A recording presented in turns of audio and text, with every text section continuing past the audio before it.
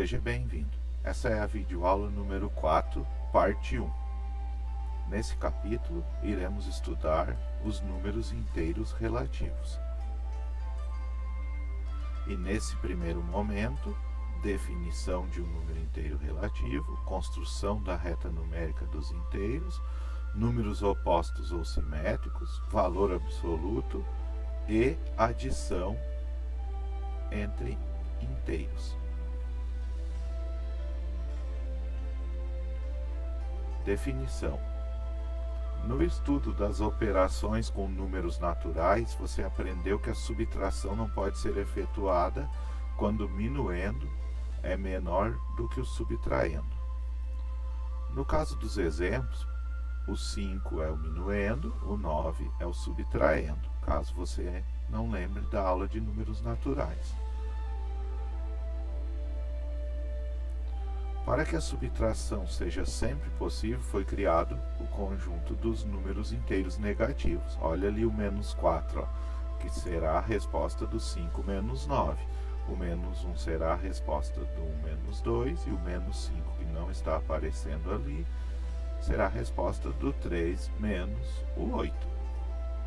Esses números negativos, reunidos com os zeros e com os outros inteiros positivos, formam o conjunto dos inteiros relativos.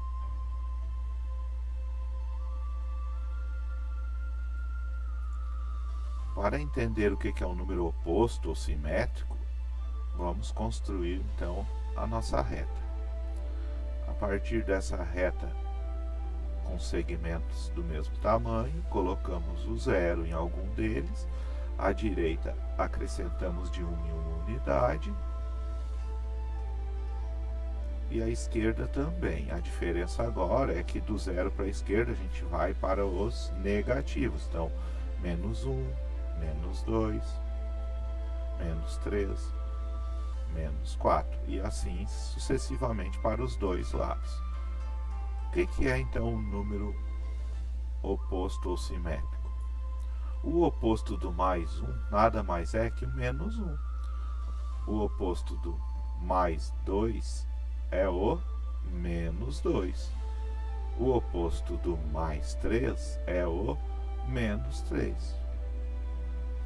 O oposto do mais 4 é o menos 4. Então, o oposto ou simétrico são sempre os números que estão à mesma distância do zero. É só pegar o oposto de mais 10, será menos 10. E assim sucessivamente.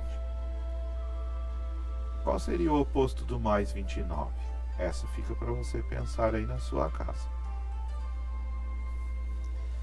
Próximo assunto, valor absoluto. O que é o valor absoluto?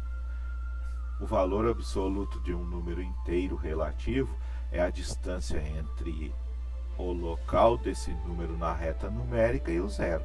Também é chamado de módulo. Temos aqui alguns exemplos, né?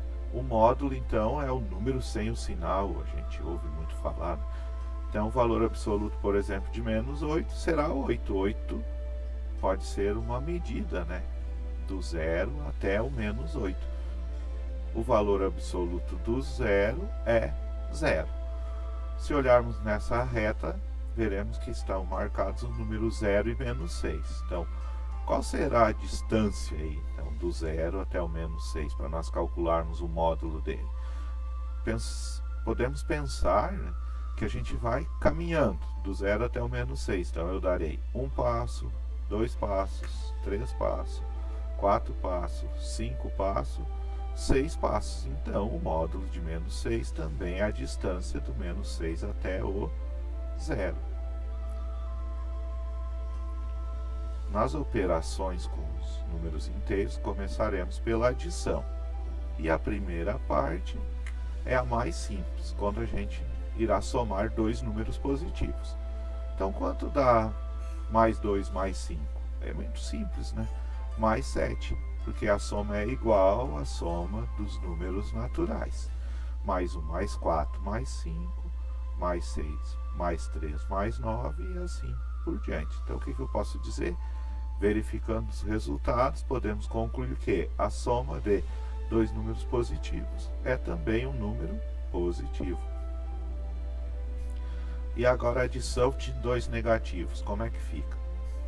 É como se eu tivesse duas dívidas, né? Ou mais, mas nesse caso vamos ver dois valores só. Então eu tenho uma dívida de R$2 e uma dívida de R$3. Logo eu tenho uma dívida de R$5.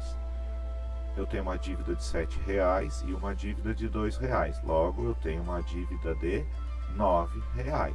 Então o que eu posso dizer? Que a soma de dois números negativos resulta em um outro número negativo.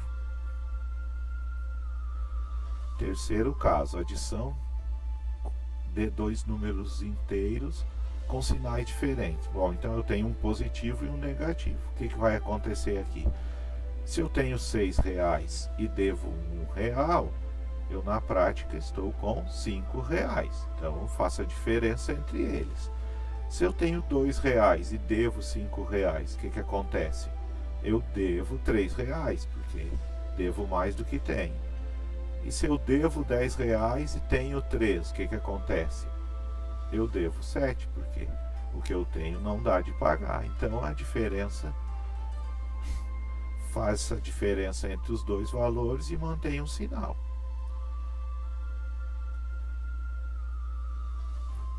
A conclusão aqui é que a soma de dois números inteiros de sinais diferentes é obtida subtraindo-se os valores absolutos, dando-se o sinal do número que tiver maior valor absoluto. Essa foi a primeira parte sobre os números inteiros. Agora, aconselho você a assistir a segunda parte para aproveitar a linha de raciocínio que foi construída até agora. Ou você pode ir lá na apostila e fazer os exercícios até a subtração e depois assistir a segunda parte.